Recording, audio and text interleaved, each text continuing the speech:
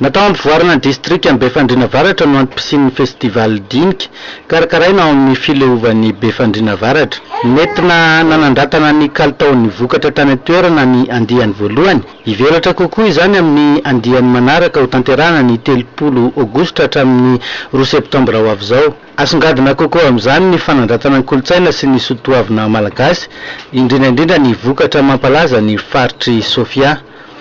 Tsy misy ny fampandrosoana raha tsy avy amin'ny fanandratana ny antena. Hoy ny filohan'ny fikambanana Association pour la coutume et la protection environnementale sady mpikarakara ny hetsika. Ny ao tantsika amin'ny socio-économique zany ny sampandrara rehetrarehetra mba hitataratra antonana ny olona hampisy ny développement.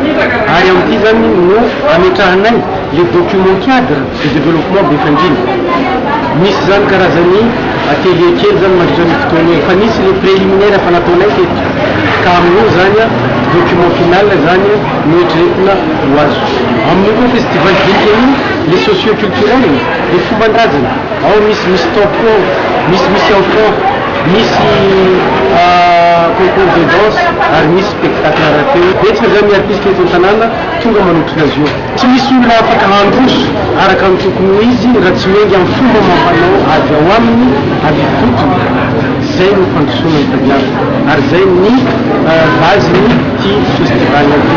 Antony nampiakarana izy hoe les socio-économiques teto no nahitana taratra ny fampandrosoana voalohany amin'ity faritra ty ka misy zavatra betsaka zany jereo fo qualité de la vanille eto tena ambony be ny teneur de la vanilline ao anaty ary jereo foana nagnanambo azy jerentsika ny gousse eto ahitana gousse 25 à 30 gousse ny agnanambo de dikan'izany microclimat eto afahana mamokatra tsara ary zay zavatra zay trandrahana ny fampandrosoana zay tsy maintsy miaraka amin'ny ara-social, ara-culturaly afahana manentana ny vahoaka.